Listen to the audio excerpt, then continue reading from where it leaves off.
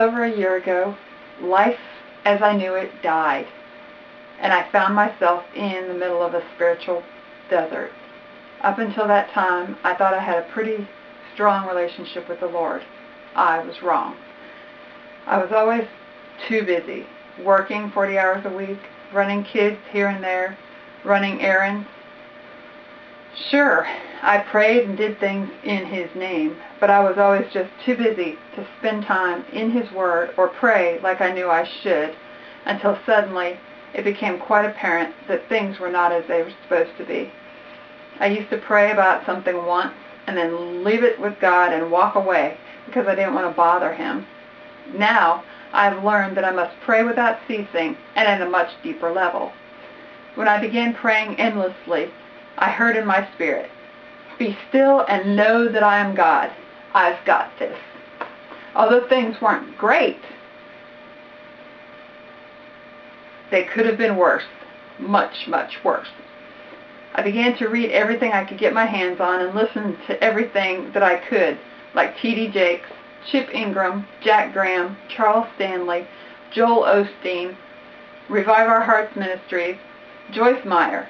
I even listened to Perry Stone, which is something I never did, but something that was based on God's Word, that could get me through this valley, this desert, this fire, whatever. The enemy would come at me with thoughts trying to tear me down and make me go places that I just wasn't willing to go. I began to fight him in the battlefield of the mind by rebuking him and changing my thinking when I would start to feel down. And you know what? After I did it for a while, it actually worked. I find that my thoughts didn't go down those paths anymore, and I didn't feel down and out quite as often. I began to cast all my cares on Him. I used to be codependent, but I have learned that only God can meet all of my needs. I truly discovered that He is my provider. He is my strong tower. He is not a man that He should lie. He is the father to the fatherless, the husband to the husbandless.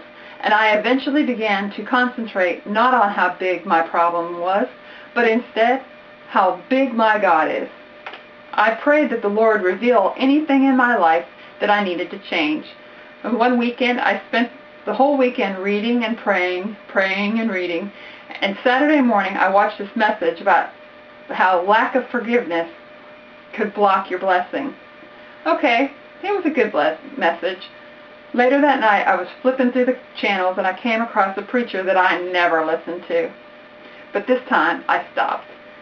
He was preaching about Joseph and his 2 sons. And you guessed it, he confirmed what the preacher had preached earlier that morning.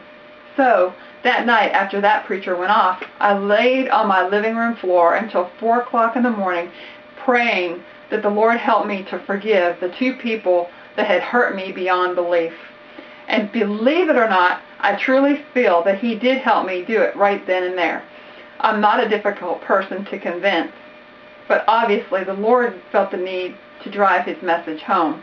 So when I returned to work on Tuesday morning, I found a devotion in my email about unforgiveness. Before it was over, there would be followed by emails and other means of confirmation. I laughed and said, "Okay, God, you don't need to send 2 boats and a helicopter to get your point across. I won't lie and say that at times I wouldn't love to be able to retaliate, confront, or get even. But I can honestly say that I don't have that desire to do any such thing. I have turned it all over to the Lord, who is far better at giving paybacks than I could ever hope to be.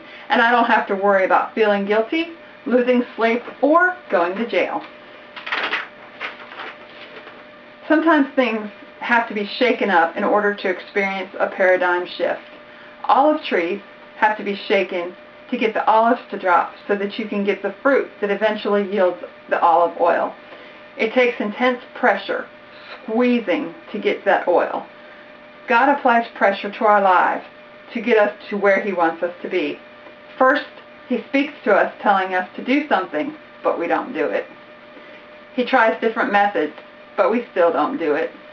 Eventually, He starts taking things from us, or doing things to get our attention. But then, on the other hand, God isn't taking things from us. He's trying to get something to us. Whenever God is moving you away from something, or our all-knowing sovereign God is moving you towards something else, He has your best interest at heart. Around New Year's of 2012, I was listening to T.D. Jakes, and he said, "You were rejected to keep from becoming comfortable and seeing them as your source. I needed them to reject you so that you would understand that it was never them that blessed you in the first place. It was always me. When I put you in the fire, I found out what you are made of. You went in one way, but you'll come out completely different. You are lonely, but you are isolated for your development. And I put you through certain situations to finish your development. I could only do so much while you were refrigerated, but if you'll trust me while you're in the fire and remember the promises that I've made, I will bless you." That hit me like a ton of bricks. God all but said, "This is for you." I simply said, "Okay, God," and that explains everything.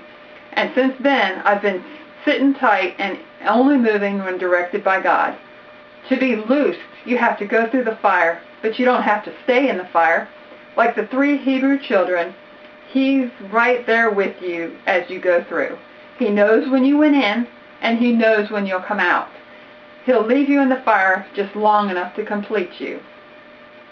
If it weren't for my 5 core friends that God brought into my life at just the right time to help me through my fire, I wouldn't have made it through as gracefully as I have.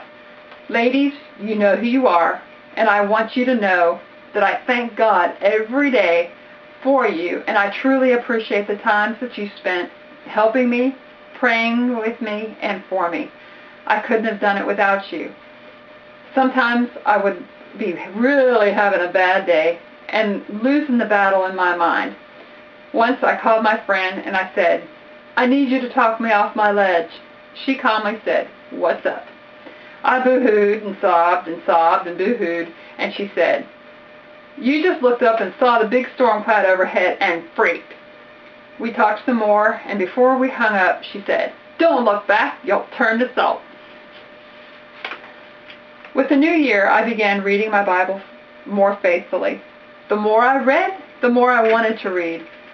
It got so I was reading more than what was required to make it through the Bible in a year, and I began to pray that He would let it become alive in me, and then I would begin to soak it up like a sponge. I found a new Bible study on podcast, and I listened to it whenever I could.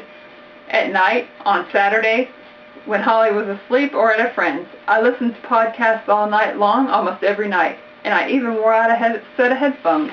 Oh well.